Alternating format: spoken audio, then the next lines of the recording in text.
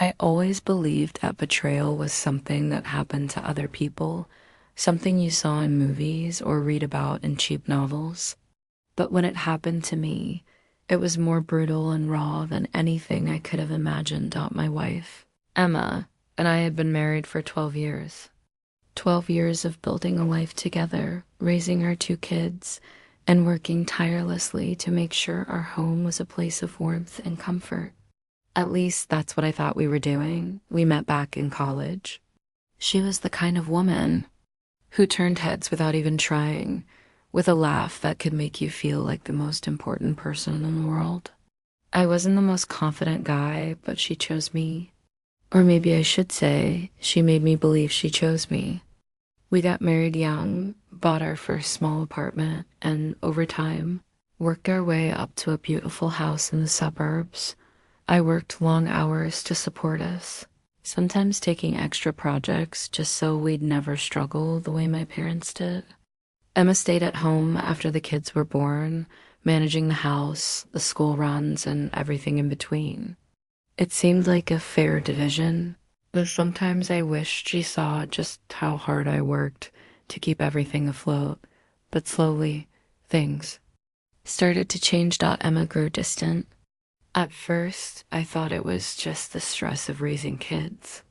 Then she began dressing differently when she went out, fancier, more daring. She guarded her phone like it was a piece of treasure, jumping whenever a notification popped up. When I asked, she brushed it off, saying I was imagining things. I wanted to believe her. After all, why would she lie? But the truth has a way of clawing its way to the surface. One night, she said she was going out with her friends. Something about the way she said it felt rehearsed, like a line from a play. I decided to follow her, not because I wanted to catch her, but because I needed peace of mind. I parked a few blocks away and watched her walk into a restaurant. A few minutes later, a man joined her. Not just any man, someone I recognized. A coworker of mine, Krista. The way she looked at him, the way she touched his hand across the table, told me everything I needed to know. My stomach churned, my throat tightened, and in that moment, I felt my entire marriage crumble. But I didn't confront her. Not yet. Instead, I waited out for weeks. I gathered proof screenshots, receipts, photos. I wanted to be sure. I wanted her to see that I wasn't a fool, that I wasn't imagining things. And then, when I was ready, I confronted her. She didn't deny it, in fact. She looked at me with this strange mix of pity and annoyance. "You're overreacting," she said. "Chris understands me in ways you never could. I don't want this life anymore." And just like that, she left. But it wasn't just her walking out the door. She demanded the house, the cars, full custody of the kids, and even took our dog, Max, with the help of her expensive lawyer, paid for, no doubt. By her lover, she stripped me of everything I had worked for.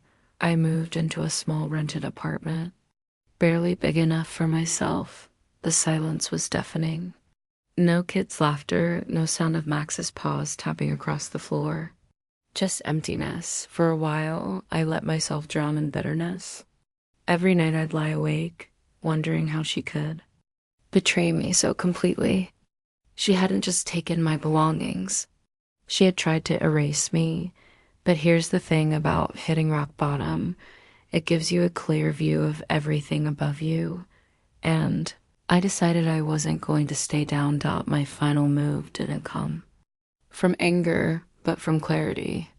I had spent years working for a company that didn't value me, bending over backward to provide for someone who never appreciated it. Now, stripped of everything, I had nothing left to lose. So I made a plan. I poured myself into my work, not for them, but for me. I took night classes, upgraded my skills, and eventually landed a higher-paying job with a rival firm. Within a year, I was making double what I earned before. Next, I rebuilt my relationship with my kids. The courts had granted her custody, but they were old enough to make their own choices about where they wanted to spend time. Slowly, They started to see the cracks in their mother's perfect life with Chris. He wasn't the man she thought he was. And eventually, even they grew tired of the tension in that house. As for Max, fate worked in my favor. Chris turned out to be allergic to dogs, and one day, Emma showed up at my apartment with Max in tow. He doesn't fit into our lifestyle, she said coldly. But for me, it was like a piece of my heart had been returned. And then came the moment I never expected. Emma's new life began to fall apart. Chris lost his job, their relationship soured, and the financial security she had counted on vanished. She called me one evening, her voice trembling, asking if we could talk. I met her, not out of love, but out of closure. She looked tired, worn down, nothing like the woman who had once laughed so easily. She said she missed the stability I gave her, that she wanted to try again. And that's when I smiled, because she never expected my final move. Told her no. I told her I had rebuilt myself without her, that I had found peace and strength in the very things she tried to destroy. I told her she could keep her house, her car, and her empty life. I had something she could never take away: self-respect, resilience, and a future built on truth, not lies. Walking away that night, I felt lighter than I had in years. She thought she won when she took everything from me. But in the end, I had the last victory, not by destroying her, but by refusing to let her destroy me, because sometimes the best revenge isn't taking something back. It's moving forward so far, they can't even see you anymore.